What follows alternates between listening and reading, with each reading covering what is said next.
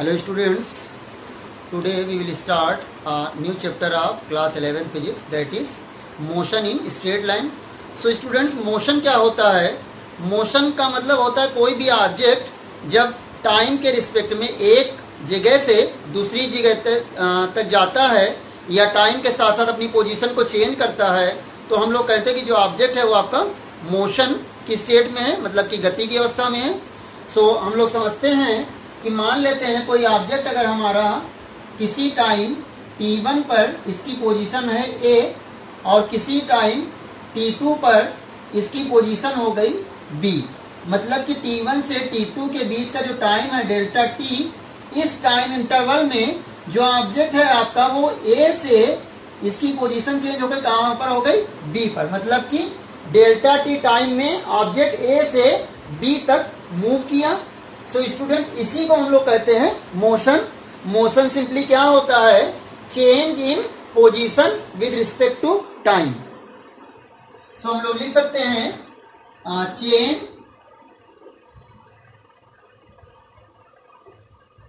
In position of an object with respect to time is known as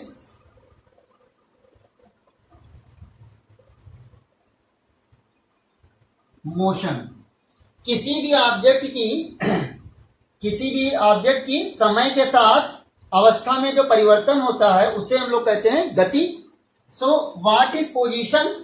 position क्या होता है? सो position को समझने के लिए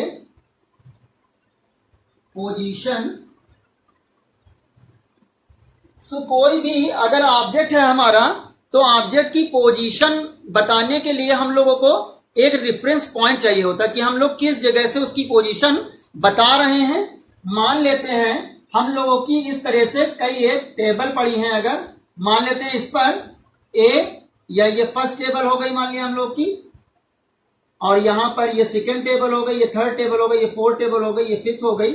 सो मान लेते हैं अगर हम लोग यहां पर कोई ऑब्जेक्ट हम लोग का बी, तो इसकी पोजीशन जो फर्स्ट टेबल के अकॉर्डिंग क्या हो जाएगी, ये फोर्थ टेबल पर है. और मान लेते हैं कि तुम्हारा ये ऑब्जेक्ट कोई है ए, तो इसकी पोजीशन क्या है, थर्ड टेबल है. और मान लेते हैं कोई सी है ऑब्जेक्ट, तो इसकी पोजीशन क्या है, फिफ्थ टेबल है. तो अब हम लोग टेबल के अकॉर्डिंग यहां पर पोजीशन निकाल रहे हैं, लेकिन कई जगह पर हम लोगों को पोजीशन अलग अलग तरीके से निकालना पड़ता है. सो इसके पोजीशन को हम लोग किसी भी ऑब्जेक्ट की पोजीशन को रिप्रेजेंट कराने के लिए एक सिस्टम बनाया गया है जिसको हम लोग कहते हैं rectangular coordinate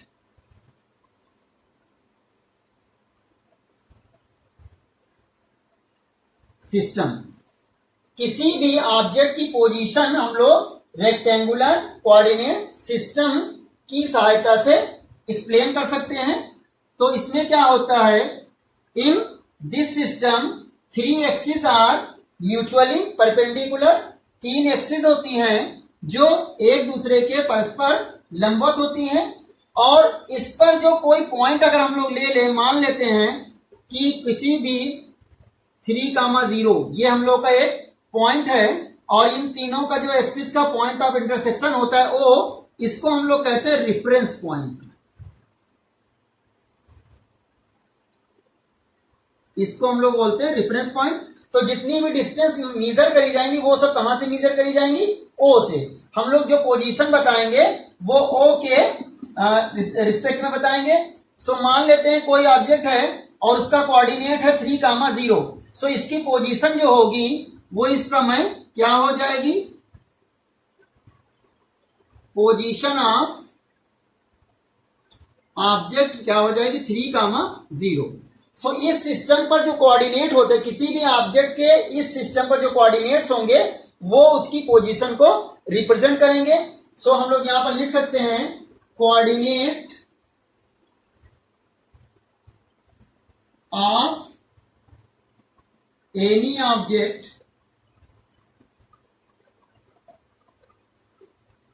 represents its position। इस सिस्टम पर किसी भी ऑब्जेक्ट के जो कोऑर्डिनेट्स होंगे वो उसकी पोजीशन को रिप्रेजेंट करते हैं, और अगर इसकी पोजीशन टाइम के रिस्पेक्ट में चेंज हो रही है तो हम कहेंगे कि ऑब्जेक्ट हमारा मोशन की स्टेट में है। मान लेते हैं अभी ये यहां पर है और इसकी पोजीशन थोड़ी देर के बाद हो गई हम लोग की 4,0, तो इस टाइम इंटरवल में क्या हुआ कि ऑब्जेक्ट आपका ए से बी पर, मतलब इसके कोऑर्डिनेट चेंज हो गए। तो अगर किसी भी ऑब्जेक्ट के कोऑर्डिनेट्स चेंज हो रहे हैं तो भी हम कहेंगे कि ऑब्जेक्ट इज इन मोशन। सो यहां पर हम लोग और एक डेफिनेशन लिख सकते हैं मोशन की, इफ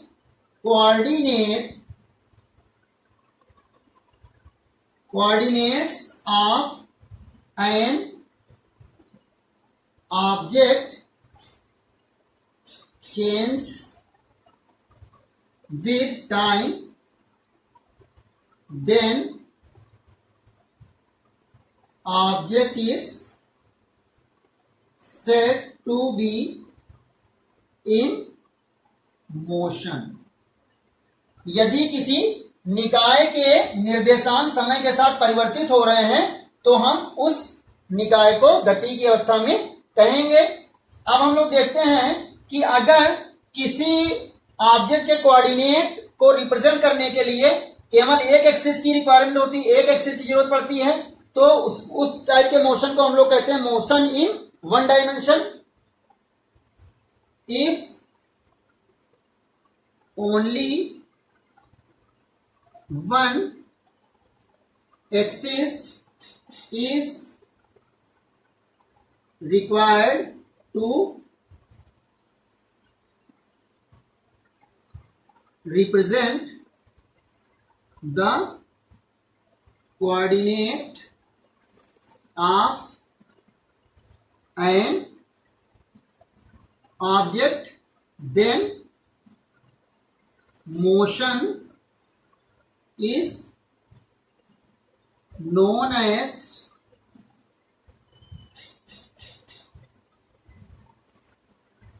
motion in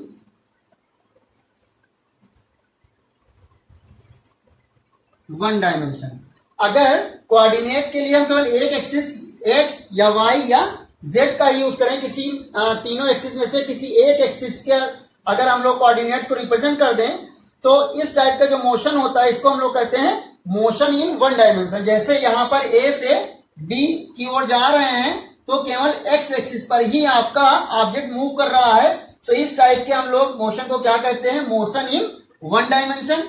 अगर ये वाई एक्सिस पे मूव कर रहा होता तो भी कहलाता मोशन इन वन डायमेंशन, अगर जेड एक्सिस पे मूव करे तो भी कहलाएगा मोशन इन वन डायमेंशन। लेकिन अगर हम लोग किसी ऑब्जेक्ट के कोऑर्डिनेट को रिप्रेजेंट कराने के लिए एक्स और वाई दोनों का यूज करें, मान लेते हैं किसी के कोऑर्डिनेट है 3,4, तो उस केस में यहां पर एक्स भी है और वाई भी है, तो इस केस में हम लोग क्या कहेंगे मोशन इन टू डायमेंशन। तो यहां पर हम लोग उस केस में लिखते हैं if two axis are used to represent any coordinate of any object then motion is known as motion in two dimension. अगर हम लोग दो एक्सिस को यूज कर रहे हैं कोऑर्डिनेट्स को रिप्रेजेंट करने के लिए तो मोशन आपका क्या कहलाएगा मोशन इन टू डायमेंशन। और अगर हम लोग तीनों एक्सिस को यूज कर रहे हैं किसी ऑब्जेक्ट के कोऑर्डिनेट को रिप्रेजेंट कराने के लिए तो वो कहलाएगा मोशन इन थ्री डायमेंशन। सो अगर हम लोग टू एक्सिस का यूज करेंगे तो वो क्या कहलाएगा motion in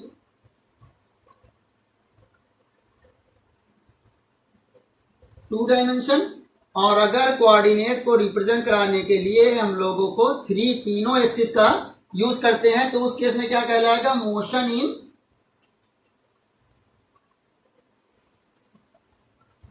three dimension. So students एक बार फिर से समझ लेते हैं हम लोग मोशन क्या होता है। किसी भी ऑब्जेक्ट की पोजीशन जब टाइम के रिस्पेक्ट में चेंज होती है then object is said to be in motion. जब किसी निकाय की अवस्था समय के साथ परिवर्तित होती है, तो इसे हम लोग गति की अवस्था में कहते हैं। और फिर पोजीशन क्या होता है, पोजीशन को रिप्रेजेंट कराने के लिए हम लोग एक सिस्टम का यूज करते हैं जिसे हम लोग कहते हैं रेक्टेंगुलर कोऑर्डिनेट सिस्टम। और इस सिस्टम पर जो कोऑर्डिनेट्स होते हैं ऑब्जेक्ट के, वे ऑब्जेक्ट की पोजीशन को रिप्रेजेंट कराते हैं।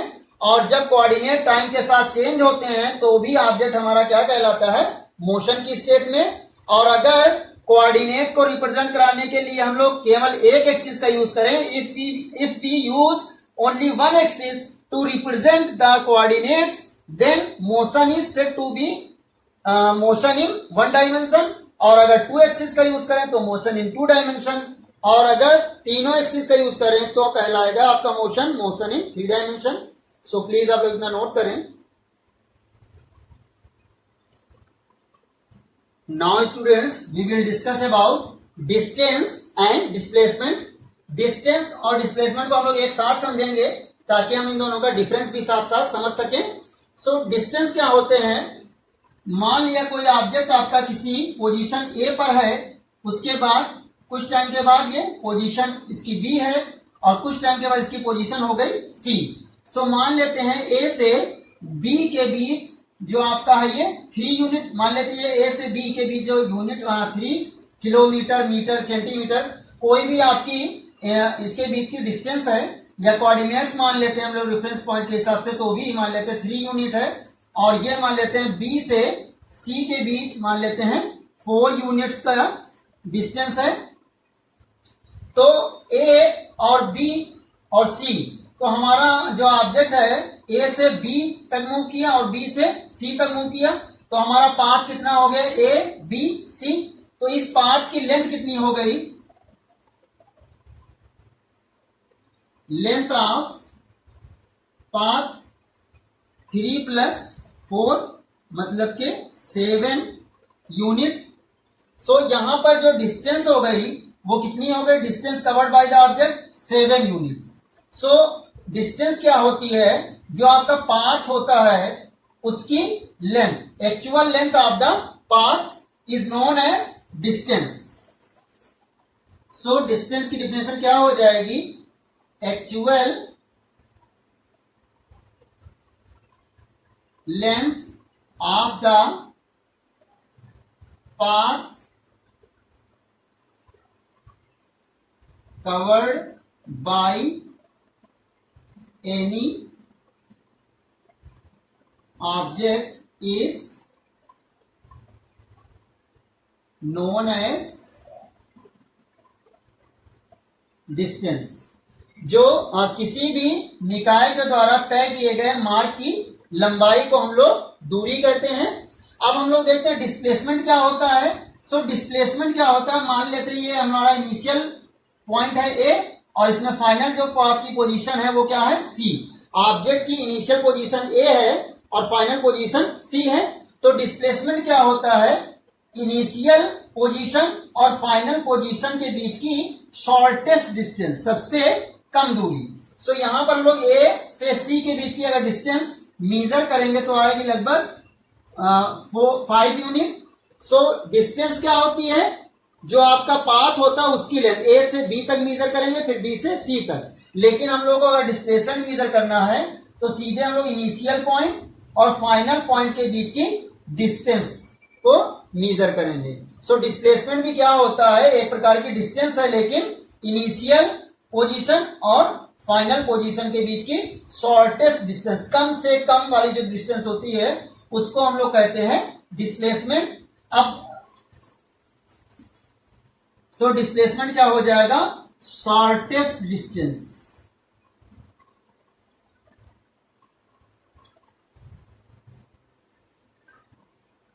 Between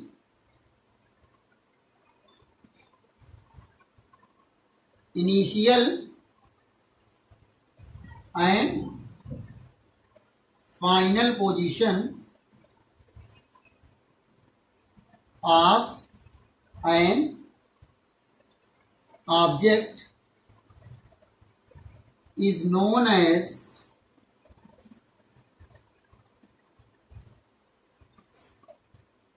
displacement। सो अब हम लोग समझते हैं कि मान लेते हैं हमारा कोई ऑब्जेक्ट ए पर है और उसके बाद ये बी पर गया और बी से वापस आया मान लिया हम लोग का किसी पॉइंट सी तक। तो मान लेते हैं ए से बी तक डिस्टेंस है हम लोग की 5 किलोमीटर और बी से सी तक वापस आया ये, तो कितना हो गया मान लिया ये 3 किलोमीटर। सो अब इसकी जो डिस्टेंस अगर हम लोग निकालेंगे यहाँ पर, तो डिस्टेंस कितनी हो जाएगी यहाँ पर 5 + 3, 5 किलोमीटर गया और बी से सी तक 3 किलोमीटर वापस आया, तो कितना हो गया 8 किलोमीटर। और अगर हम लोग यहाँ पर डिस्प्लेसमेंट निकालें तो हम लोग का डिस्प्लेसमेंट क्या होगा, इनिशियल पोजीशन और फाइनल पोजीशन के बीच की डिस्टेंस, तो ये कितनी हो जाएगी हम लोग की 2 किलोमीटर, ए से सी के बीच की डिस्टेंस। तो यहाँ पर डिस्प्लेसमेंट कितना हो जाएगा 2 किलोमीटर। अब हम लोग ऐसे एक केस और देखते हैं, मान लेते हैं अगर ये सी पर ना होकर के बी से ए तक वापस आता, पूरा इसी पॉइंट पर वापस आ जाता 5 किलोमीटर की डिस्टेंस कवर करके, तो उस केस में क्या होता, डिस्टेंस हो जाती है हम लोग की 5 + 5 मतलब के 10 किलोमीटर और हम लोग का डिस्प्लेसमेंट यहां पर कितना होता 0, क्योंकि हम लोग का उस केस में इनिशियल पॉइंट और फाइनल पॉइंट एक ही जगह पर है, तो हम लोग का डिस्प्लेसमेंट क्या हो जाता 0 हो जाता। सो स्टूडेंट्स एक और डिफरेंस हो गया इसमें कि डिस्प्लेसमेंट आपका जो है वो 0 भी हो सकता है लेकिन आपकी डिस्टेंस 0 नहीं हो सकती है। So distance can not be 0 और निगेटिव। डिस्टेंस हमारी कभी भी 0 या निगेटिव नहीं हो सकती है, लेकिन हम लोग का डिस्प्लेसमेंट जो है वो displacement can be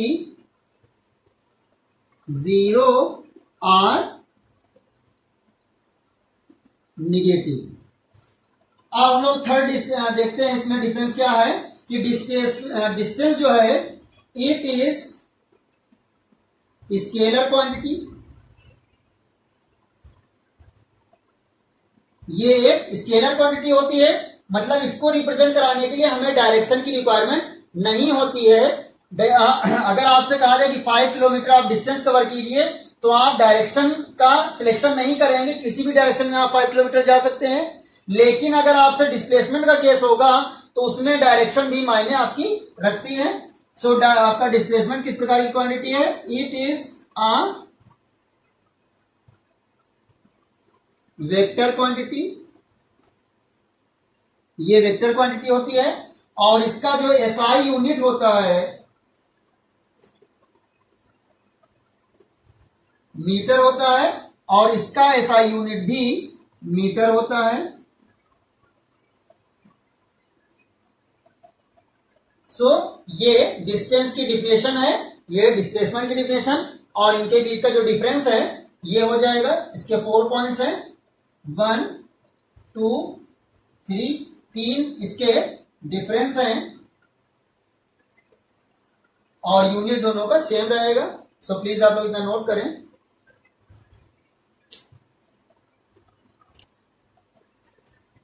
now students we will discuss about speed.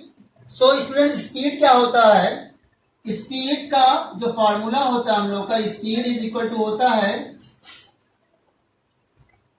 Distance upon time, और अगर हम लोग टाइम 1 यूनिट ले लें तो उस केस में स्पीड हम लोग किसके इक्वल हो जाएगी, डिस्टेंस की इक्वल हो जाएगी। सो हम लोग कह सकते हैं distance covered by any object in unit time, एकांक समय में चले गए दूरी को वो हम लोग कहते हैं वस्तु की चाल। So distance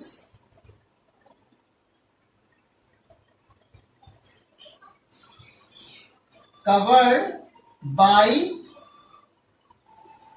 any object in unit time is known as speed of the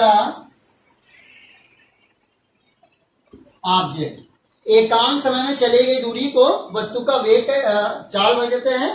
speed is equal to distance upon time, और टाइम अगर 1 लेना तो speed is equal to distance हो जाएगा। अब हम लोग का यूनिट ऑफ स्पीड क्या हो जाएगा, मीटर पर सेकेंड, और इसका डायमेंशन क्या हो जाएगा, L t to the power -1।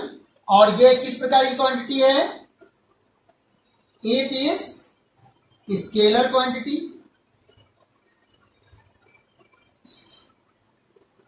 ये स्केलर क्वांटिटी होती है। अब हम लोग देखते हैं कि एवरेज स्पीड क्या होता है।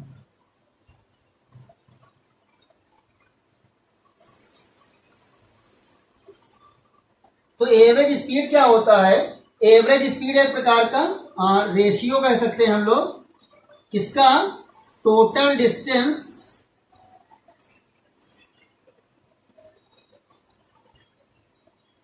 और टोटल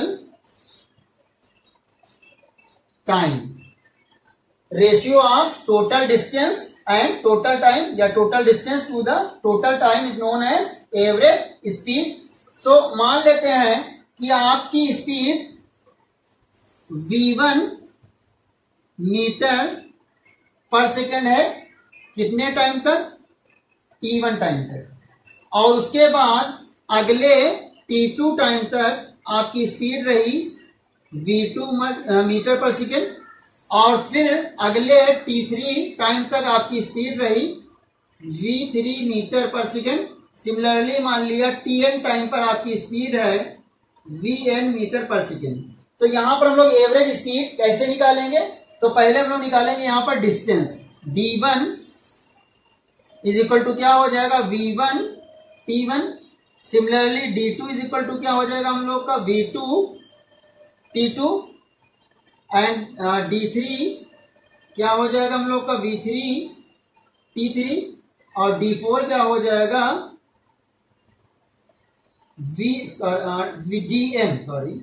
dn इक्वल टू हो जाएगा vn इंटू tn। यहां पर जो दूरी रहेगी, डिस्टेंस का फॉर्मूला क्या होता है, स्पीड इंटू टाइम।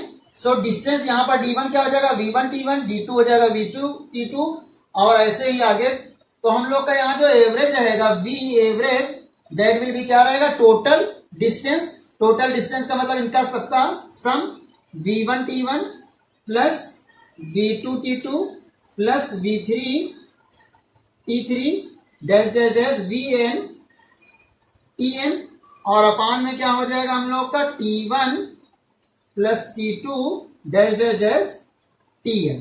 सो इस तरीके से अगर हम लोग को मान लेते हैं डिस्टेंस के टर्म में, ये तो हम लोग को स्पीड के टर्म में दिया हुआ है, स्पीड और टाइम दिया है, तो उससे हम लोग क्या निकाल लिया, पहले डिस्टेंस निकाल लिया सभी की, और डिस्टेंस का सम कर देंगे, और अपान में टाइम का सम कर देंगे, और इन दोनों का रेशियो जो होगा वो हमारा क्या कहलाएगा, average speed.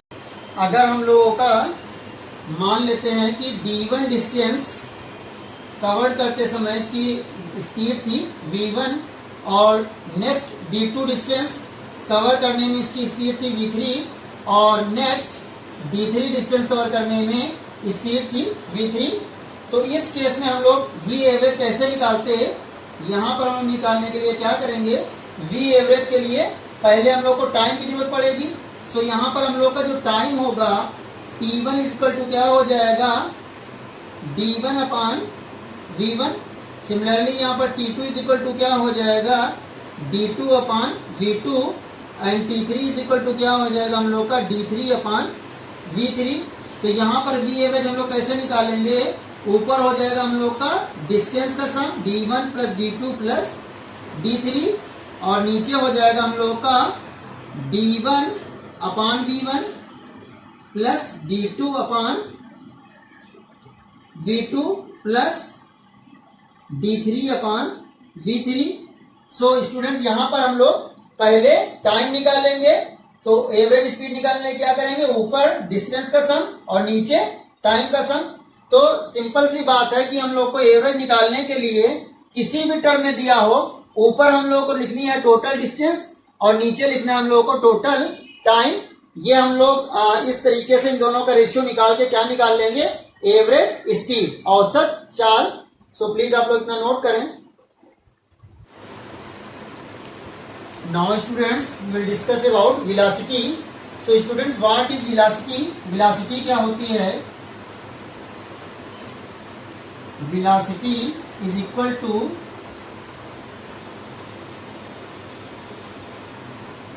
Displacement upon time. So time, जो डिस्प्लेसमेंट की रेट होती है, टाइम रेट ऑफ डिस्प्लेसमेंट, उसको हम लोग क्या कहते हैं, velocity. So time rate of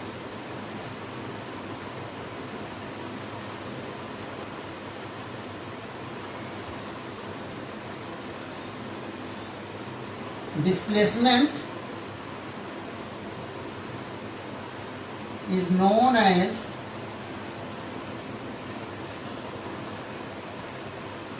velocity। समय विस्थापन की समय दर को वेग कहते हैं और वेलोसिटी का जो यूनिट होता है हम लोग का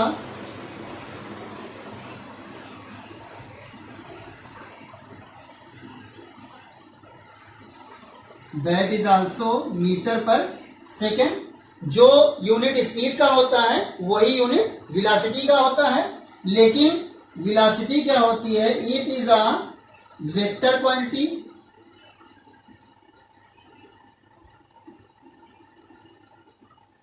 ये वेक्टर क्वांटिटी होती है, मतलब वेलोसिटी को रिप्रेजेंट करने के लिए हम लोग का डायरेक्शन की भी जरूरत पड़ती है। सो v को रिप्रेजेंट करने के लिए हम लोग ऐसे एरो भी लगा देते हैं, वेक्टर होता है हम लोग का वेलोसिटी। अब हम लोग देखेंगे वेलोसिटी में और स्पीड में डिफरेंस क्या होता है, स्पीड और वेलोसिटी में। सो स्पीड क्या होता है, यूनिट टाइम में जो आपका कवर की गई distance covered in unit time is known as speed. और यहां पर क्या होगा, displacement covered in unit time. यहां पर अगर हम लोग टाइम 1 ले लें तो वेलोसिटी किसके इक्वल हो जाएगी, डिस्प्लेसमेंट के। तो यूनिट टाइम में जो कवर की गई डिस्टेंस होती है उसको स्पीड कहते हैं, और यूनिट टाइम में कवर किया गया डिस्प्लेसमेंट क्या कहलाता है, वेलोसिटी कहलाता है। स्पीड आपकी स्केलर क्वांटिटी है और वेलोसिटी आपकी वेक्टर क्वांटिटी है। एक हम लोग का ये मेजर डिफरेंस है। अब हम लोग एक टर्म और डिफाइन करेंगे, दैट इज एक्सीलरेशन।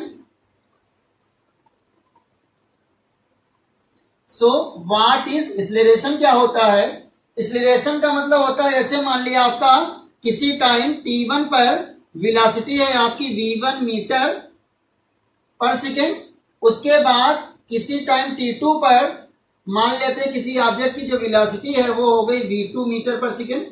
कि मतलब टाइम t1 पर वेलोसिटी थी ऑब्जेक्ट की v1 मीटर पर सेकेंड और टाइम t2 पर वेलोसिटी हो गई v2 मीटर पर सेकेंड। सो यहां पर चेंज इन वेलोसिटी क्या हो गया, कितना है, चेंज इन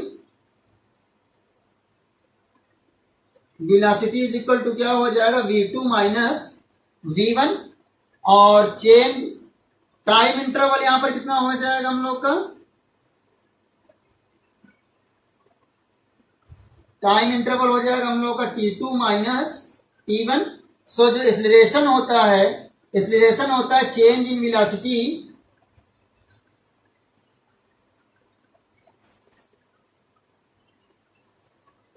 अपॉन टाइम इंटरवल, मतलब delta v upon delta t। So आपका acceleration a is equal to क्या हो जाएगा, delta v upon delta t। तो क्या होता है, जो आपका चेंज इन वेलोसिटी, मतलब वेलोसिटी के चेंज की जो रेट होती है उसको हम लोग कहते हैं एक्सीलरेशन। तो rate of change of velocity with respect to time is known as acceleration acceleration को हम लोग त्वरण भी कहते हैं हिंदी में।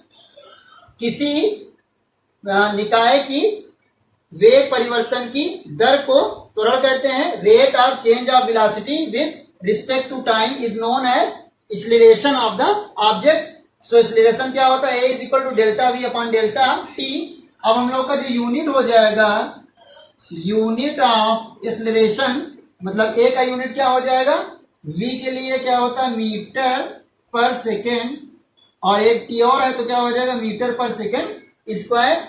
और इसका अगर हम लोग डायमेंशन निकालें तो क्या हो जाएगा L t to the power minus T 2। So please आप लोग इतना नोट करें। Now students we will discuss about uniform motion. So uniform motion क्या होता है, मान लेते हैं कोई ऑब्जेक्ट 5 मिनट पर 0 से 5 मिनट के बीच में डिस्टेंस कवर करता है, मान लेते हैं 10 मीटर, और फिर 10 मिनट पर मतलब नेक्स्ट 5 मिनट में इसकी जो डिस्टेंस है मान लिया हो गई 20 मीटर पर, और फिर नेक्स्ट 5 मिनट पर मतलब कि 15 मिनट के बाद अब इसके द्वारा जो डिस्टेंस कवर की गई है वो हो गई मान लिया हम लोग की 40 मीटर। सो अब हम लोग एक ग्राफ बनाए इसके लिए।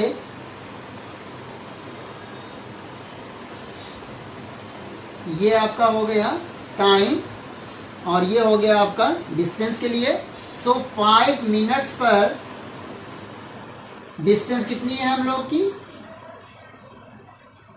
10 मीटर, और जब 10 मिनट है हम लोग का टाइम,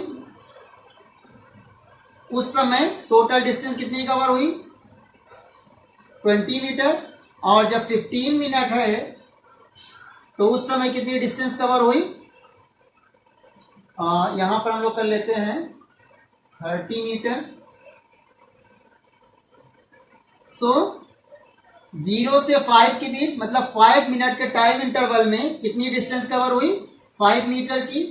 सो इसको हम लोग इस टाइप से अगर मिला दें, और फिर नेक्स्ट 5 मिनट के लिए कितनी डिस्टेंस कवर हुई, फिर से 10 मीटर कवर हुई डिस्टेंस, और फिर नेक्स्ट 5 मिनट के लिए फिर से कवर कितनी डिस्टेंस हुई 10 मीटर। सो जितने भी टाइम इंटरवल है आपका ये इक्वल टाइम इंटरवल है, 0 से 5 मिनट, 5 से 10 मिनट और 10 से 15 मिनट। तो ये जितने भी टाइम इंटरवल है वो कितने मिनट का है 5 मिनट का, और हर टाइम इंटरवल में डिस्टेंस आपकी कितनी इंक्रीज हुई है 10 मीटर, 10 मीटर एंड 10 मीटर। सो अगर इक्वल टाइम इंटरवल में इक्वल डिस्टेंस कवर की जाए तो इस प्रकार के मोशन को हम लोग क्या कहते हैं uniform motion. So uniform motion में टाइम और डिस्टेंस या टाइम और डिस्प्लेसमेंट के बीच का जो ग्राफ आएगा वो क्या है कि एक स्ट्रेट लाइन हम लोग को मिलेगी। सो यहां पर हम लिख सकते हैं when an object covers equal distance in equal time interval,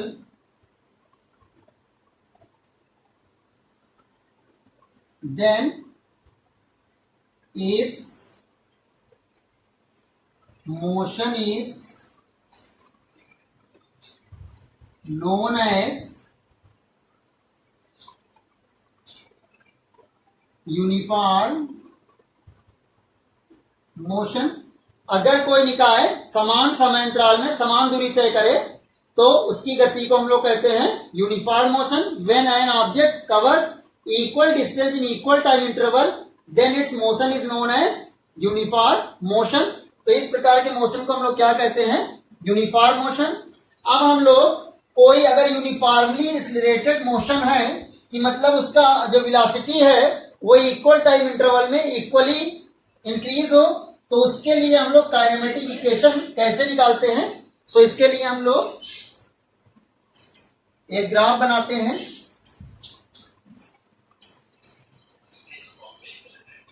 मान लेते हैं हम लोग का इस टाइप से एक ग्राफ है। ये मान लेते हैं ओरिजिन है, मतलब कि इस डायरेक्शन में जाने पर हम लोग का टाइम इंक्रीज होगा और इस डायरेक्शन में जाने पर हम लोग की वेलोसिटी, मतलब हम लोग वी टी ग्राफ हम लोग का है ये वेलोसिटी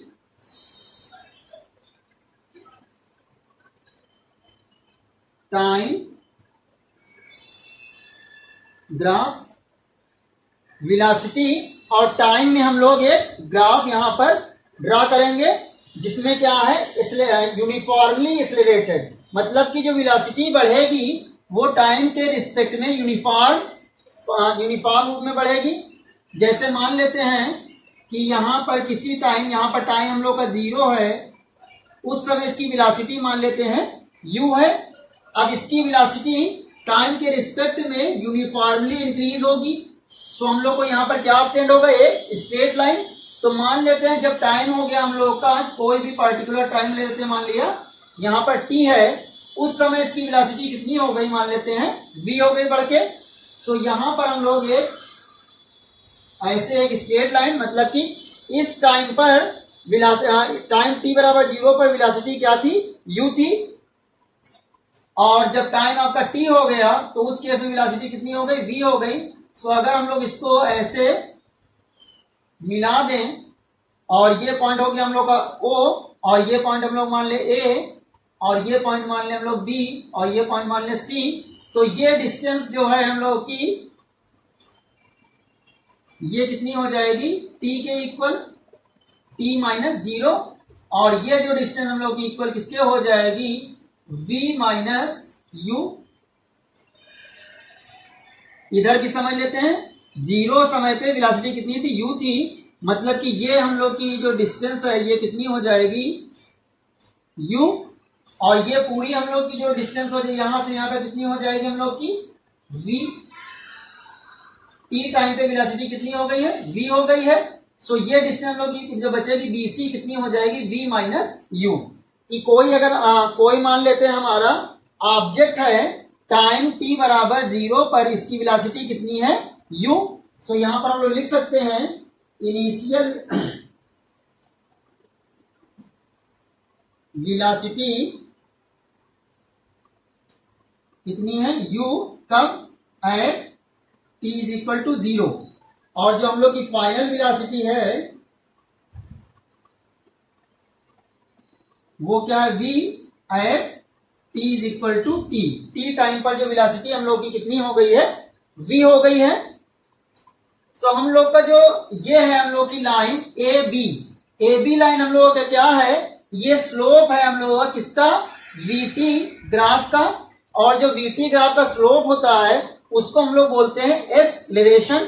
सो मान लेते हैं हम लोग का ये एंगल कितना है, थीटा है। सो यहां पर हम लोग निकालेंगे स्लोप ऑफ VT ग्राफ को हम लोग कहते हैं एक्सेलरेशन। जो हम लोग का वेलोसिटी और टाइम का जो ग्राफ होता है उसके स्लोप को हम लोग कहते हैं एक्सेलरेशन, और इसको नोट करते हैं ए से। सो यहां पर जो स्लोप हो जाएगा हम लोगों का वो कितना हो जाएगा, स्लोप के लिए हम लोग फॉर्मूला यूज करते हैं tan थीटा का। सो tan थीटा क्या होता है, परपेंडिकुलर अपॉन हाइपोटेनस। तो यहां पर परपेंडिकुलर कितना है, देखो v माइनस u, और हाइपोटेनस कितना है हम लोग का, सॉरी यहां पर बेस, परपेंडिकुलर अपॉन बेस। तो बेस कितना है हम लोग का, बेस है हम लोग का t। So tan theta is equal to perpendicular upon base, तो ये हो जाएगा v minus you upon t, और यही हमारा किसके इक्वल हो जाएगा, एक्सेलरेशन के इक्वल हो जाएगा। सो a इज इक्वल टू क्या हो जाएगा, v minus you upon t। सो अगर हम लोग क्रॉस मल्टीप्लाई करा दें यहाँ पर v minus you is equal to AT हो जाएगा, और v इज इक्वल टू क्या हो जाएगा, u प्लस AT। तो ये हम लोग का क्या हो जाएगा, first equation of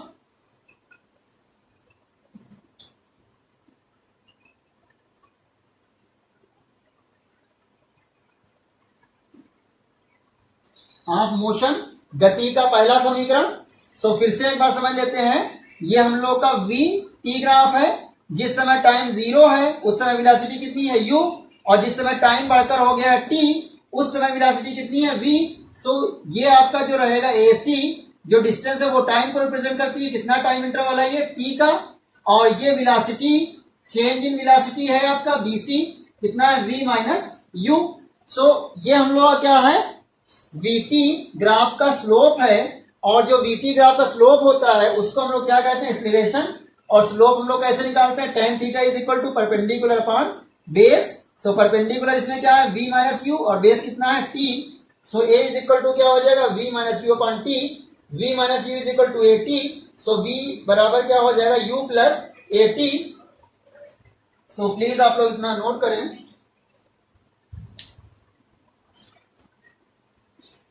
so now students, अब हम लोग देखते हैं सेकंड इक्वेशन हम लोग कैसे निकालेंगे।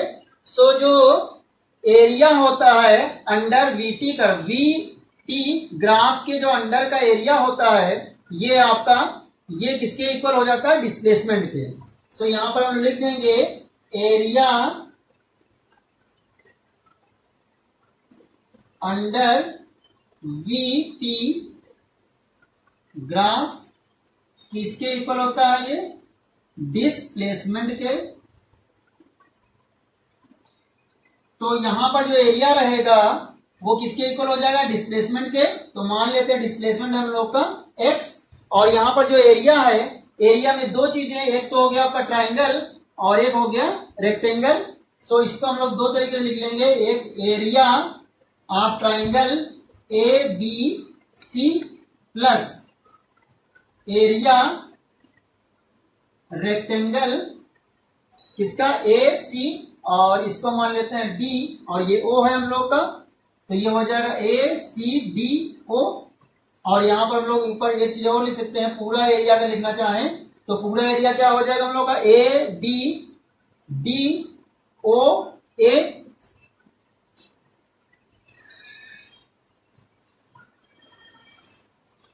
और इसको हम लोग दो पार्ट में डिवाइड कर देंगे।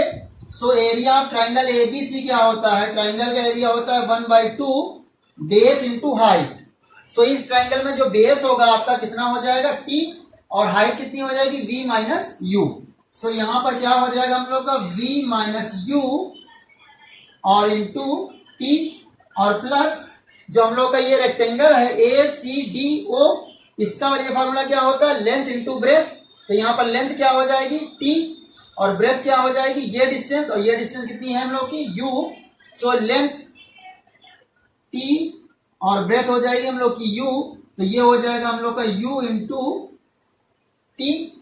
सो यहां से हम लोग निकाल लें x इज इक्वल टू क्या हो जाएगा 1/2, पहले हम लोग लिख लेते हैं यहां पर ut को प्लस 1/2, और यहां पर हम लोग वैल्यू रख देंगे किसकी, v की।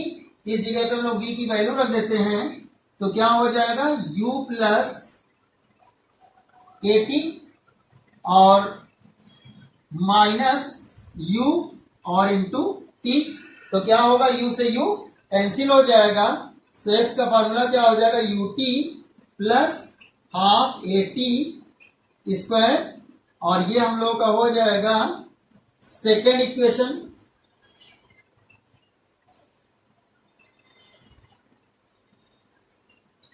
Of motion.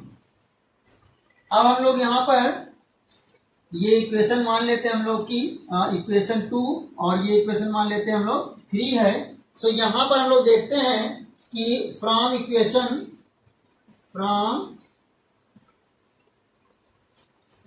Equation second x equal to क्या हो जाएगा हम लोग का यहाँ 1/2 v minus u plus u, और इन दोनों में जो t है ये हम लोग निकाल लेंगे बाहर कॉमन के रूप में। सो यहां पर क्या आ जाएगा हम लोग का v माइनस यू या हाफ v/2 माइनस u/2 और plus u into t.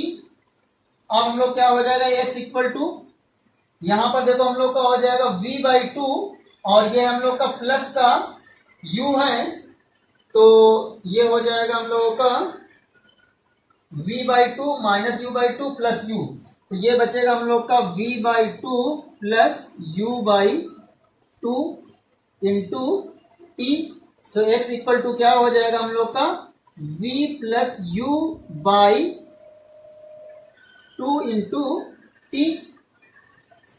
So x equal to क्या हो गया हम लोग का v plus u/2 into T हो गया, और ये v प्लस u/2 क्या हो गया हम लोग का, ये हो गई हम लोग की एवरेज वेलोसिटी, या हम लिख सकते हैं यहाँ पर v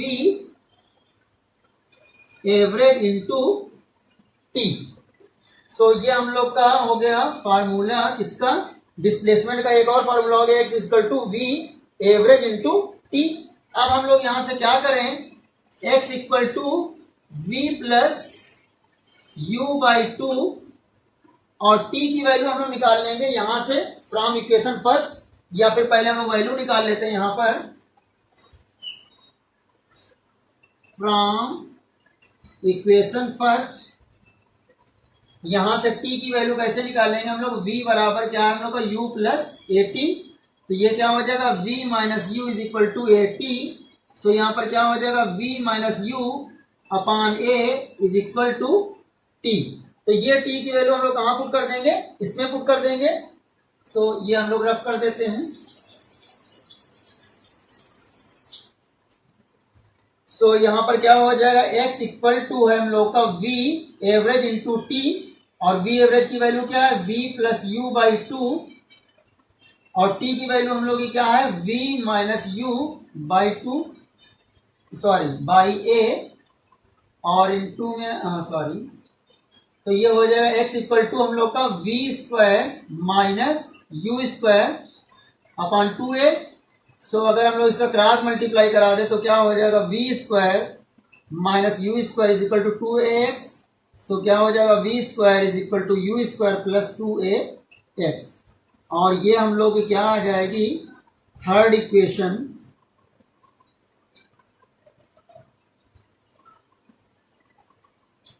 ऑफ मोशन।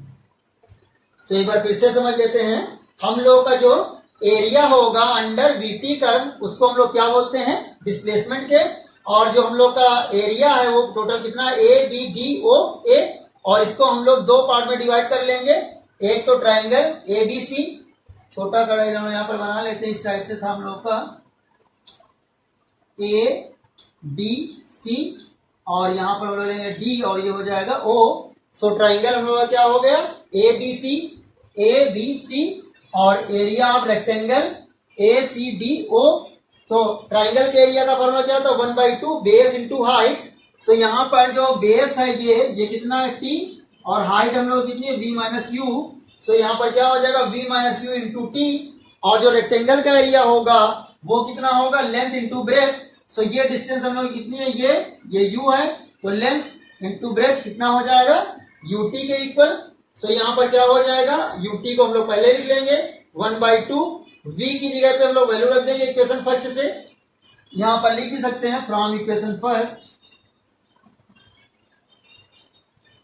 तो u plus a T minus u से u कैंसिल हो जाएगा, तो मल्टीप्लाई हो जाएगा, तो क्या आ जाएगा x equal to u t plus half a t square. तो ये हो जाएगी हम लोग की सेकेंड इक्वेशन ऑफ मोशन। अब हम लोग यहाँ पर इसको सेकेंड इक्वेशन क्यों माना है, इससे हम लोग थर्ड इक्वेशन निकालेंगे from equation second. x equal to क्या है 1/2 v minus u into t है, लेकिन अगर हम लोग यहाँ पर t कॉमन ले लें तो क्या बचेगा 1/2 v minus u plus u. So ये क्या हो जाएगा v/2 minus u/2 plus u. So v/2 minus u/2 से हम लोग u माइनस कर देंगे, तो क्या बचेगा v/2 plus u/2 into t. सो ये क्या हो जाएगा v plus u/2 into t. So x equal to क्या हो जाएगा v एवरेज इंटू टी, मतलब डिस्टेंस इक्वल टू क्या हो जाएगा यहाँ पर एवरेज वेलोसिटी इंटू टाइम। अब हम लोग टाइम की वैल्यू कहां से फाइंड करेंगे, इक्वेशन फर्स्ट से। From equation first v is equal to u plus a t है, u को हम लोग इधर ले आएंगे, v माइनस यू हो जाएगा equal to a t. So v minus u equal to हो जाएगा a इक्वल टू टी। अब हम लोग ये t की वैल्यू कहां पुट कर देंगे, इसमें सो एक्स इक्वल टू क्या है हम लोग का average velocity into time. Average velocity के लिए क्या v plus u by two, t के लिए v minus u by a. So ये क्या हो जाएगा v square minus u square. यहाँ पे फॉर्मूला लगा है a plus b, a minus b, a square minus b square. नीचे हो जाएगा 2a v square minus u square is equal to 2ax। So v square is equal to u square plus 2ax। ये हो जाएगा हम लोग का third equation of motion. So please आप लोग इतना नोट करें। सो स्टूडेंट्स अब हम लोग करेंगे एग्जांपल नंबर 3.3। तो क्या है example? Obtain equation of motion for constant acceleration by using method of calculus. मतलब हम लोग को जो मोशन की इक्वेशन है वो कैलकुलस मेथड से फाइंड करनी है। सो हम लोग फाइंड करते हैं। हम लोग का मान लेते हैं फर्स्ट इक्वेशन पहले हम लोग फाइंड करेंगे। So we know that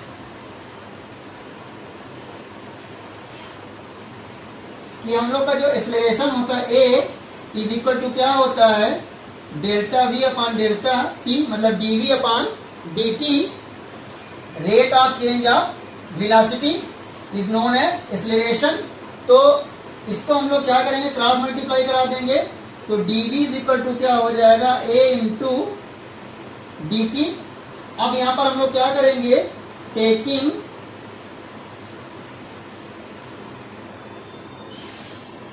integration of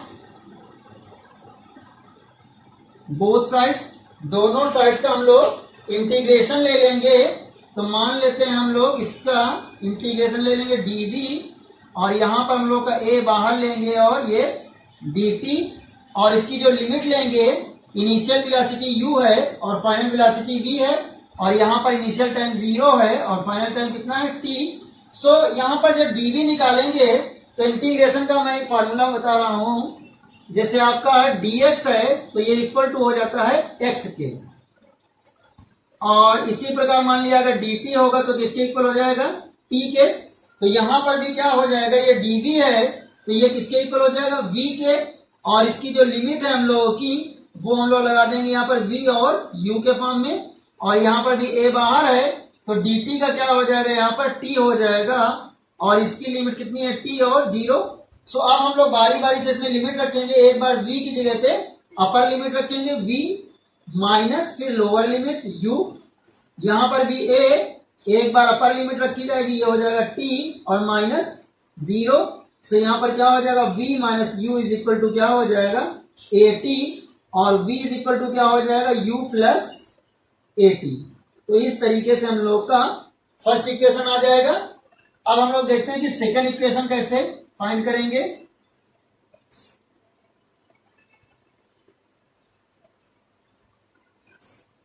so second equation के लिए मान लेते हैं हम लोग का डिस्प्लेसमेंट जो वेलोसिटी है हम लोग का वेलोसिटी इज इक्वल टू क्या होता है displacement change in displacement upon time dx upon dt। So v is equal to यहां पर क्या हो जाएगा dx अपॉन dt। अब हम लोग इसको भी क्रॉस मल्टीप्लाई करा देंगे। dx इज इक्वल टू हो जाएगा v इंटू dt। सो यहां पर फिर से हम लोग क्या करेंगे टेकिंग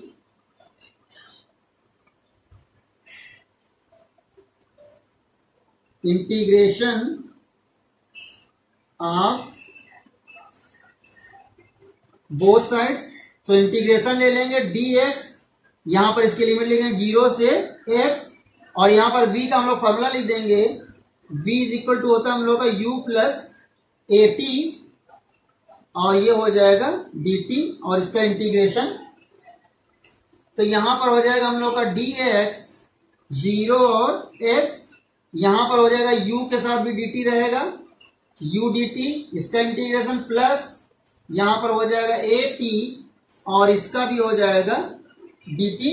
यहां पर हम लोग a बाहर भी ले सकते हैं तो हो जाएगा t इंटू dt। और यहां पर हम लोग क्या करेंगे अब dx 0 से x, यहां पे u बाहर आ जाएगा हम लोग का तो क्या हो जाएगा dt प्लस a यहां बाहर हो जाएगा तो ये हो जाएगा t इंटू dt, और यहाँ पर भी लिमिट हो जाएगी 0 से t, और यहाँ पर भी 0 से t। अब हम लोग यहाँ पर एक चीज देखेंगे कि अगर हम लोग जैसे किसी x है और इसका dx निकालते हैं तो क्या होगा, यहाँ पर जो पावर होती है वो पावर उसमें 1 ऐड कर देंगे और नीचे भी हम लोग वही पावर लिख देते हैं 1 प्लस 1। यहाँ पर ये फॉर्मूला हम लोग का लगेगा कि अगर x की पावर n है तो वो हो जाता है x की पावर n प्लस 1, और नीचे भी हो जाता है n प्लस 1। सो यहाँ पर इस फार्मूले का हम लोग यूज करेंगे। तो यहाँ पर जैसे dx है तो इसका तो सिंपली क्या हो जाएगा हम लोग का x, और इसकी लिमिट हो जाएगी x और 0, और ये हो जाएगा u, और यहाँ पर हो जाएगा dt का हो जाएगा t, और इसकी लिमिट हो जाएगी t और 0 प्लस यहाँ पर a, यहाँ पर t है जैसे यहाँ पर हो जाएगा x² 2, तो जब t का dt होगा तो क्या हो जाएगा t² 2। सो यहाँ पर जैसे x की पावर 1 था उसका dx था तो क्या हो गया 1 प्लस 1, नीचे भी 1 प्लस 1 मतलब x² 2। वैसे ही यहाँ पर क्या हुआ t का dt क्या हो गया t² 2। सो अब हम लोग क्या करेंगे, लिमिट रख देंगे। यहाँ पर x की जगह पर एक बार x रखेंगे तो x आ जाएगा, और एक बार 0 रखेंगे तो उसका कोई मतलब नहीं। यहाँ पर भी क्या हो जाएगा ut, और यहाँ पर हो जाएगा हाफ at²। यहाँ पर ut, यहाँ पर हो जाएगा हाफ at²।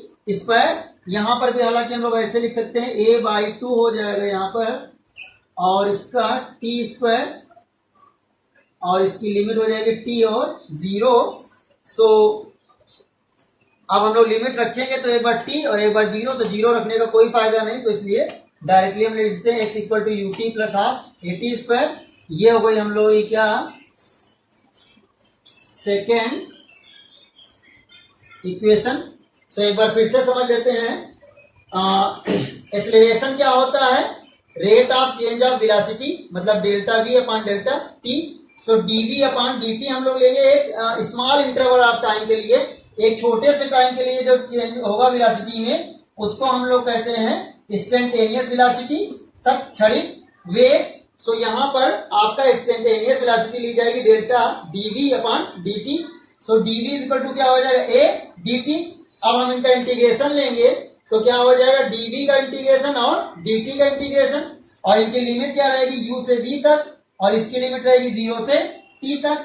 अब हम लोग dv का जो इंटीग्रेशन आएगा तो क्या आ जाएगा v, जैसे हम लोग dx का इंटीग्रेशन होता है x, ये आप याद रखेंगे कि जैसे आपका dx अगर गिवन है तो उसका इंटीग्रेशन क्या होगा x होगा, वैसे ही यहाँ पर dv का इंटीग्रेशन क्या होगा v हो जाएगा सिंपली, और इसकी लिमिट v और u। ऐसे यहाँ dt का इंटीग्रेशन क्या हो जाएगा t हो जाएगा, मतलब कि जैसे dx का x वैसे dv का v dt का t, मतलब कि ये t आ जाएगा इसकी जगह पर, और इसकी लिमिट t और 0। तो हम लोग एक बार v की जगह v रखेंगे माइनस, एक बार v की जगह पे u रखेंगे, एक बार ये अपर लिमिट रखी जाती है इसकी जगह पर, और एक बार लोअर लिमिट रखी जाती है और बीच में माइनस। तो यहाँ पर एक बार v माइनस एक बार u is equal to a, यहाँ पे क्या हो जाएगा t minus 0। So v minus u is equal to at, v is equal to u plus at हो जाएगा। अब देखो सेकेंड इक्वेशन कैसे निकालेंगे। वेलोसिटी क्या होता है, वेलोसिटी इज इक्वल टू होता है dx अपॉन dt, मतलब change in displacement upon time. So v is equal to dx upon dt, cross multiply करा देंगे, dx is equal to v dt। अब इसका भी इंटीग्रेशन लेंगे तो यहाँ पर dx होगा, v इज इक्वल टू किसके होता है u प्लस at के इंटू dt हो जाएगा। u को हम dt से मल्टीप्लाई करेंगे u dt, और at को dt से मल्टीप्लाई करेंगे तो a t dt। अब हम लोग क्या करेंगे, u को बाहर निकाल लेंगे, dt बचेगा, यहाँ a को बाहर निकाल लिया t का dt। सो dx का क्या हो जाएगा x, dt का क्या हो जाएगा t, और t का क्या हो जाएगा t² अपॉन 2, 2 बाहर निकाल लेंगे हम लोग। अब लिमिट रख देंगे तो आ जाएगा x equal to ut plus half at²। Please आप लोग इतना नोट करें। सो स्टूडेंट्स अब हम लोग करेंगे third equation. So third equation के लिए भी सिंपली हम लोग ले लेंगे a is equal to dv upon dt होता है। अब हम लोग क्या करेंगे, a dv, इसके नीचे हम लोग कर देंगे dx, dx से डिवाइड करेंगे। सो dx से हम लोग को मल्टीप्लाई भी करना पड़ेगा, ये हो जाएगा dx अपॉन dt। तो अब हम लोग का dx अपॉन dt किसके इक्वल होता है, v के इक्वल होता है।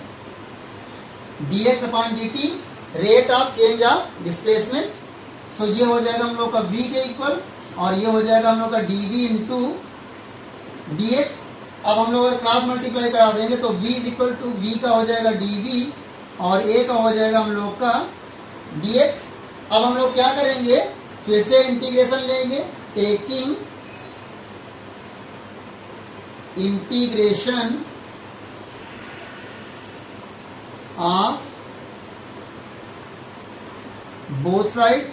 सो यहाँ पर क्या हो जाएगा, v का dv हो जाएगा इंटीग्रेशन, और लिमिट क्या रहेगी u से v, और यहाँ पर a इसका भी इंटीग्रेशन हो जाएगा dx, और इसकी लिमिट रहेगी मान लिया 0 से हम लोग ले लेते हैं x। तो यहाँ पर फिर से वही चीज आ गई, जब हम लोग इंटीग्रेशन करेंगे जैसे x की पावर n का हम लोग अगर dx करेंगे तो क्या होगा, x की पावर n प्लस 1 और अपान में नीचे भी n प्लस 1। अब हम लोग देखो यहाँ पर क्या है, v की पावर क्या है 1 है, सो v की पावर 1 का जब dv करेंगे हम लोग का तो क्या आ जाएगा, v की पावर 1 प्लस 1 अपान नीचे भी 1 प्लस 1 हो जाएगा, और इसकी जो लिमिट रहेगी v और u। यहाँ पर क्या होगा a, और यहाँ पर dx के लिए क्या हो जाएगा हम लोग का x, और इसकी लिमिट भी क्या हो जाएगी हम लोग की x, और 0 हो जाएगा यहाँ पर। सो ये क्या हो जाएगा हम लोग का v स्क्वायर अपान 2, और इसकी लिमिट क्या हो जाएगी v और u, और ये हो जाएगा a इंटू एक्स, 0 का कोई मतलब नहीं। सो यहाँ पर क्या हो जाएगा, एक बार v की जगह पर v स्क्वायर अपान 2 हो जाएगा, और एक बार हो जाएगा हम लोग का u square upon 2 is equal to ax। यहाँ पर 2 हम लोग का एलसीएम ले लेंगे, 2 एलसीएम लेंगे तो क्या आ जाएगा, v square minus u square ax। So ये क्या हो जाएगा, v square minus u square is equal to 2ax। So हो जाएगा v square is equal to u square plus 2ax। ये हो जाएगा हम लोग का थर्ड इक्वेशन।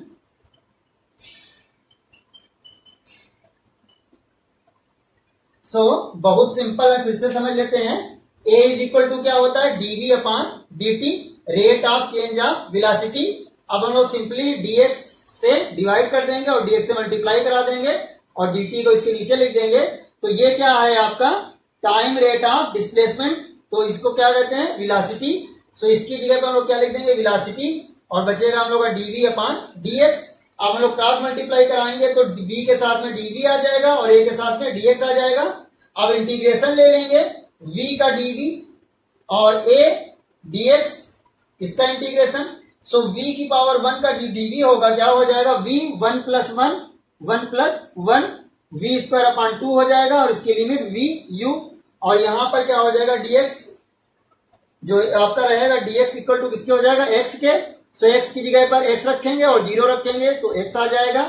यहाँ पर एक बार v की जगह पे v रखेंगे, v स्क्वायर अपान 2, एक बार v की जगह पे u रखेंगे तो u square upon 2। So LCM हो जाएगा 2 v square minus u square, v square minus u square equal to 2x। ये हो जाएगी हम लोग की third equation of motion. So please आप लोग इतना नोट करें। सो स्टूडेंट्स, आज का लेक्चर हम लोग यहीं पर समाप्त करते हैं।